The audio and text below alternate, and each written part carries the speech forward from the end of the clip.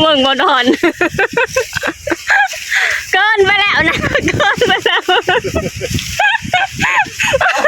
โอ้ลืมเนี่ยก็แก้ได้อยู่เฮ็ดอะไรก็เฮ็ดต้นนาเจ้าของบ่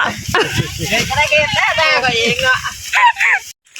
สบายดีพี่น้องสวัสดีค่ะพี่น้องจ๋ามื้อนี้ก็มาพบพ่อกับซ่องบ่าวดอนสาวตุกอีกแล้วเด้อมามื้อนี้มาพอกันอยู่ที่นาเนาะพี่น้องเนาะมื้อนี้พากันออกมาเกี่ยวข้าวเนาะพี่น้องเกี่ยวข้าวล็อตสุดท้ายเนาะพี่น้องเนาะนั่นก็คือข้าวงานหรือข้าว12นั่นเองเนาะพี่น้องคือมื้อนี้นะตั้งใจจะพากันเกี่ยวให้มันแล้วเนาะพี่น้องเนาะแล้วก็มื้ออื่นจะพากันขนไปนำแล้วก็ดูดน้องไปนำเนาะพี่น้องเนาะเดี๋ยวเฮามาเบิ่งกันพี่น้องว่ามื้อนี้เกี่ยวข้าวจะแล้วหรือบ่เนาะพี่น้องเนาะข้าวก็ยังบ่หลายปานใดพี่น้องมื้อนี้จะเอาให้มันเสร็จเนาะพี่น้องเนาะไปพี่น้องเดี๋ยวไปเบิ่งน้ำตุ๊กว่ามื้อนี้จะพากันเกี่ยวแล้วหรือบ่แล้วเนาะพี่น้องเนาะไปกันเลยพี่น้องโอ้ยข้าวมันอันนี้เนาะมันเป็นก้อยเบิดแล้วเนาะมันบ่ก่อยแล้วงัวเขากัดงัวพระงัวบุนำมาละเนี่ยมีห่วงเขาเลยเขาเดือน12เขาเดือน12เขา12บ่งามพี่น้องนี่นะเบิ่งบ่งามเบิ่งพี่น้องเบิ่งอันนี้นะบ่มีอันห่วงเลยเด้ดิงัวกินเบิดล่ะมาพี่น้องเขาก็เริ่มก่อยแล้วพี่น้องเอ้ยเป็นไดบ่คาดเกี่ยวม่วนอยู่บ่ม่วนอยู่เขาม่วนอยู่งามปีนี่งามเป็นตาแล้วอยู่บ่มื้อนี้น่าจะแล้วแหมมาคอยเบิ่งกันไปพี่น้องว่าจะแล้วหรือบ่นี่เข่านี่คาเขตให้นี่แล้วก็ลงไปพูดเนาะพี่น้องเนาะพุ่นแต่ว่ามีแต่ให้ใหญ่ๆเด้อพี่น้องเดี๋ยวเฮามาเบิ่งกันไปว่าจะแล้วหรือบ่แล้วเนาะบ่คาดเนาะบ่ดอนสบายดีดูสบายดีพี่น้องมาพี่น้องเกี่ยวข้าว12นำบ่ดอนเข้าแล้วเบิ่แล้วพี่น้องยังแต่หน้าเฮานี่ล่ะทีมงานเฮามาเพิ่มแล้วโอ้ลุงพลังไปเกี่ยวอยู่บนโทบบ่ได้ลุงพลังเฮา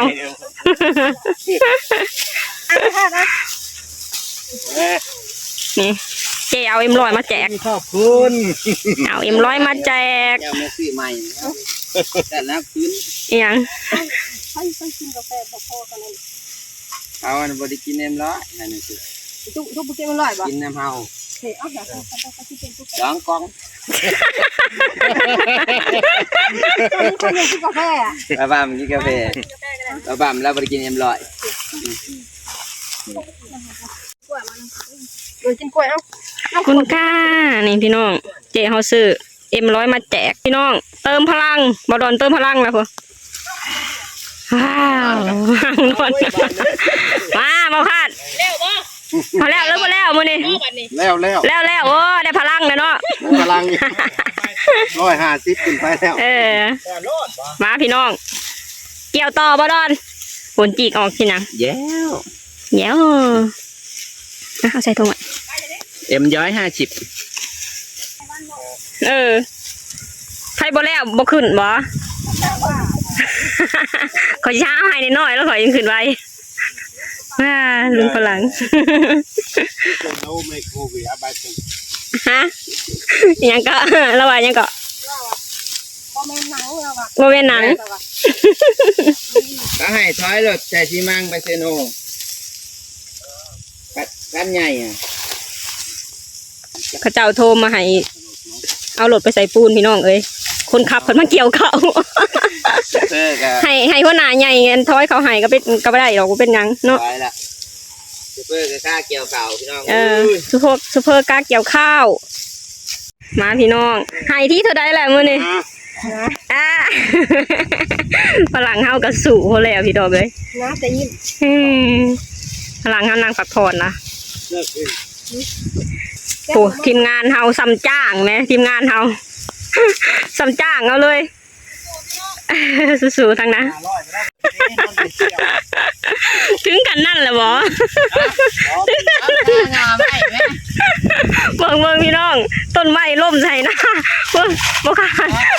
ถึงกันนั่นเลยบ่ขาดเอาไปนั่นเลยบ่คุณยืนกันเกี่ยวย่างเนาะเบิ่งบ่ดอนเกินไปแล้วนะเกินไปแล้วโอ้ลืมเนี่ยก็แก้ได้อยู่เฮ็ดอะไรก็เฮ็ดต้นนาเจ้าข ของบ่ เด็กก็ได้เก็บได้ก็เองเนาะได้ก็เองนะได้เห็นจ้ะ มาพี่น้องพักเที่ยงกันมากินข้าวท่ามกลางธรรมศาสตร์อีกแล้วพี่น้องเอ้ยกินข้าวกับยังมั้ยเนี่ย ตำบังฮง นี่เมนูเฮา ต้มหมู มีต้มหัวหมูลาบแกงขี้เหล็กตำบังหุงเนาะพี่น้อง แซ่บเด้อพี่น้อง นี่ กันเด้อพี่น้องเด้อ นี่พี่น้องแกงขี้เล็กแซ่บ แซ่บบ่ แซ่บแซ่บ พี่น้องหลังจากพากันกินข้าวกินน้ำแล้วพี่น้องเนาะพากันพักผ่อนอยู่กลางเดินมานี่เลยเด้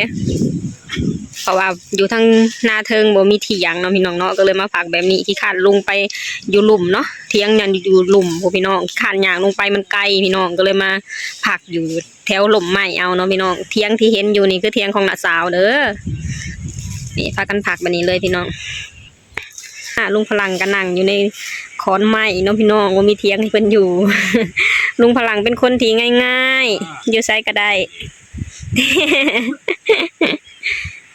อยู่ไสก็ได้เพิ่นบอกว่ากินง่ายอยู่ง่าย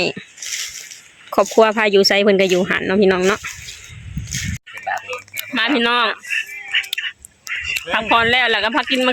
กินมะขาม เอ๊ะโอเค สมบ่ งามเอาความดูโจจากต้นเนี่ย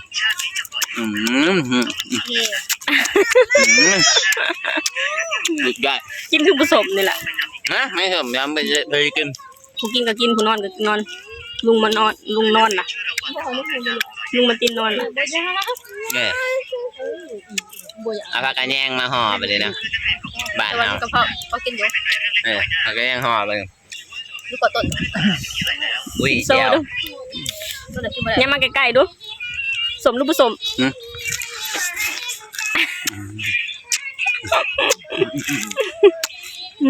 กินก็แซ่บเนี่ยล่ะ แอบพี่น้องเลย จำเด้อ จุดเลยความแซ่บมีเบิด พี่น้อง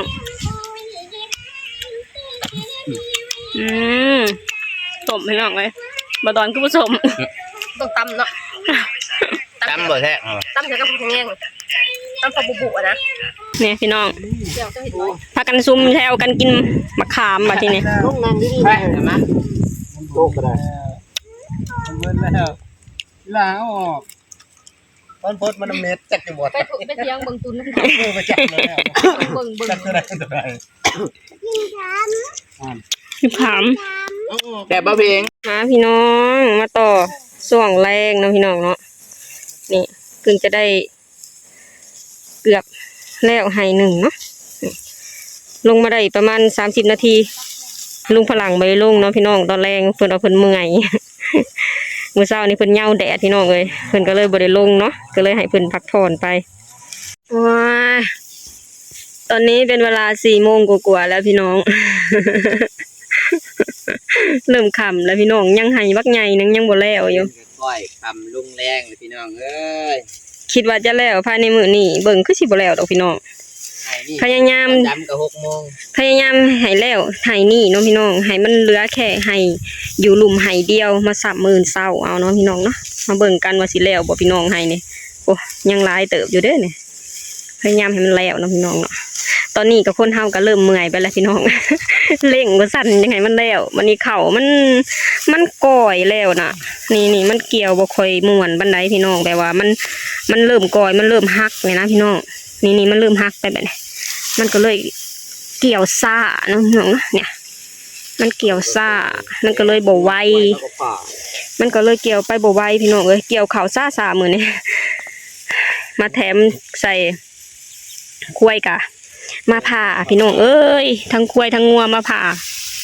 นี่ก็เกี่ยวหมัดแบบนี้คือเก่าละพี่น้องเพื่อความสะดวกในการขนกับแหงไวนะพี่น้องเนาะมื้อเช้าก็พากันขนโอเคเกี่ยวข่าวต่อ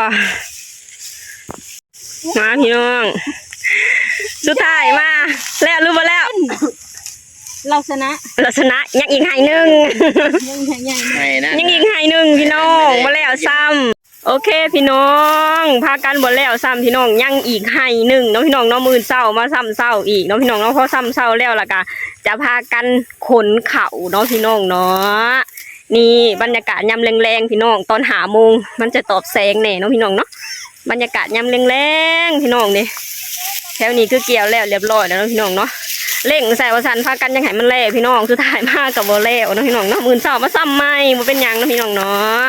โอเคพี่น้องสำหรับคลิปนี้สตูก็จะขอจบลงเท่านี้ก่อนเด้อฝากให้พี่น้องช่วยกดไลค์กดแชร์กดติดตามให้ช่องวดอนสาตุกเด้อสบายดีสวัสดีค่ะวดอน สวัสดีพี่น้องบ๊ายบาย